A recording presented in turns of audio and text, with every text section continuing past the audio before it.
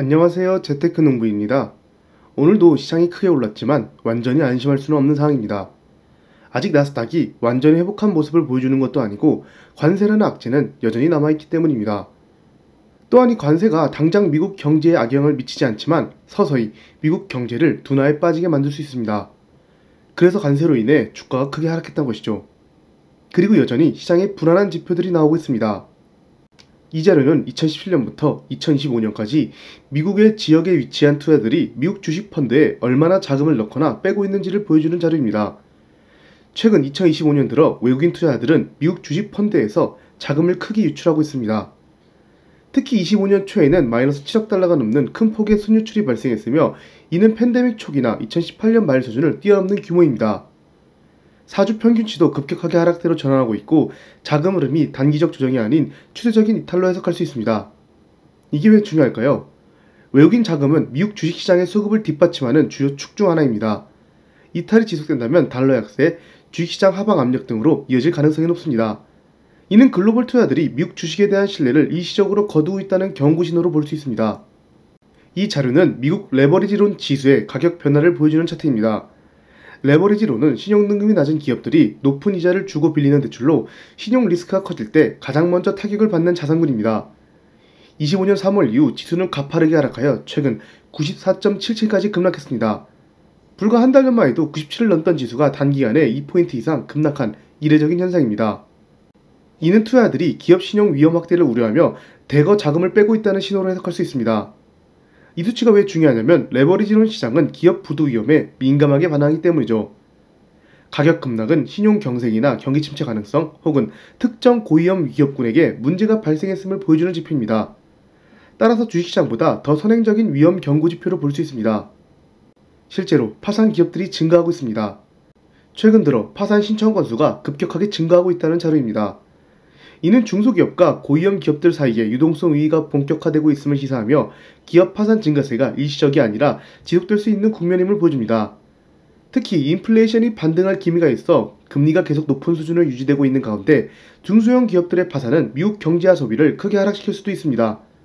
지금은 단순히 성장성보다 생존 가능성이 더 중요한 시장이며 보수적이고 리스크 해지가 가능한 자산 선별이 무엇보다 중요한 시기입니다. 로이터 보도로 최근 헤지펀드들이 매그니피센트 7에 대한 보유 비중을 2년 만에 최저 수준으로 줄였다는 보도입니다. 모건 스탠리의 보고서에 따르면 지난주 월요일부터 수요일까지 헤지펀드 매도 금액의 60% 이상이 이들 주식에 집중했다고 합니다. 또한 최근 기관들은 글로벌 기술 주식들을 대거 매도했는데 5년 만에 두 번째로 빠른 속도로 매도하고 있습니다. 실제로 기관들은 S&P 500 예상치를 크게 하향하면서 시장에 공포 분위기를 주고 있습니다. 근데 왜 미리 안 팔고 지금 팔고 있을까요? 24년 4분기 기관들의 매매 기록을 분석해보면 그들이 어떤 투자 전략을 사용했는지 대략적으로 알 수 있습니다. 제 채널은 네이버 3000개 채널 중에서 전체 1위, 재테크 분야도 1위를 기록하고 있으며 주 20회 이상 글을 업로드하고 있습니다. 그만큼 많은 사람들이 봐주시고 있고 여러가지 정보들을 정확하고 빠르게 공유드리고 있습니다. 한 달 3,900원에 텔레그램 채널 접속 및 이 모든 것을 보일 수 있으니 궁금하신 분들은 고정 댓글을 참고 부탁드립니다. JP모건의 24년 4분기 포트폴리오인데 매도도 있지만 매수가 훨씬 많습니다. 엔비디아, 애플, 아마존 등을 매수했네요. 모건 스탠리의 24년 4분기 포트폴리오인데 매수가 훨씬 많은 것을 볼 수 있습니다. JP모건보다 더 적극적으로 매수를 했습니다. 그 외 스테이트 스트리트나 유명한 기관들의 매매를 보면 역시나 매수가 더 많습니다. 그들은 이런 상황을 예측하지 못했을까요? 물론 25년 2월 중순 고점에서 많이 매도했을 수도 있지만 실제로 그들의 기록이 나와보면 그렇게 크게 매도하지 않았을 것이며 대부분의 물량을 들고 있을 것입니다.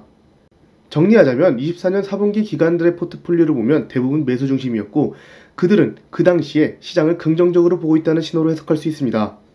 그렇다면 관세 이슈를 전혀 예측하지 못했던 걸까요? 그럴 가능성은 낮습니다.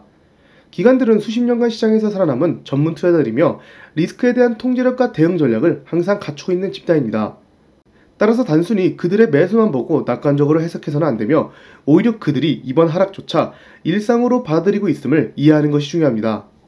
즉 하락을 그렇게 큰 악재라고 생각하지 않고 매년 찾아오는 이벤트 정도로 생각하고 있으며 오히려 저점 매수의 기회로 활용합니다. 그렇게 할 수 있는 이유는 기관들은 주식뿐만 아니라 많은 현금과 해지성 자산을 항상 보유하고 있기 때문이죠. 기관들은 과거 수많은 하락장과 조정을 경험해왔고 그런 상황 속에서 꾸준히 자산을 불려왔습니다. 예를 들어 스테이트 스트리트의 빅테크 매수 단가를 보면 애플은 $40, 엔비디아는 $15, 마이크로소프트는 $70 수준으로 매우 낮습니다.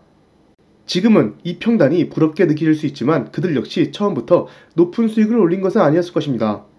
매수 이후 손실을 감내한 기간도 있었을 것이며 그 과정은 결코 쉬운 일이 아니었을 것입니다. 하지만 좋은 기업을 꾸준히 모은 결과 시간이 지나면 결국 누구나 부러워하는 평단을 갖게 됐습니다. 우리도 기관처럼 투자하면 됩니다. 감정에 휘둘리지 않고 시장의 조정 앞에서 차분하게 대응하며 우량한 자산을 지속적으로 축적해 나가야 합니다. 이번 하락도 특별한 일은 아닙니다. 이 또한 시장의 자연스러운 과정이며 우리는 흔들리지 않고 투자를 이어가면 됩니다. 결국 중요한 건 태도입니다. 지금 시장을 피할 때가 아니라 기관처럼 차분하게 태도를 지키며 기회를 준비합시다. 어떻게 시장이 끝날지 모르겠지만 우리 모두 함께 잘 이겨내봅시다. 감사합니다.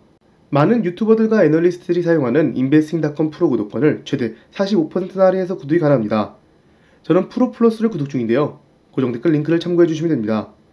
AI가 추천한 수많은 주식과 지표들 그리고 실시간 애널리스트들의 예상 실적과 기관들의 목표 주가 등을 빠르게 확인할 수 있습니다. 지금까지 제 영상을 봐주셔서 감사합니다. 구독과 좋아요 한번 부탁드립니다.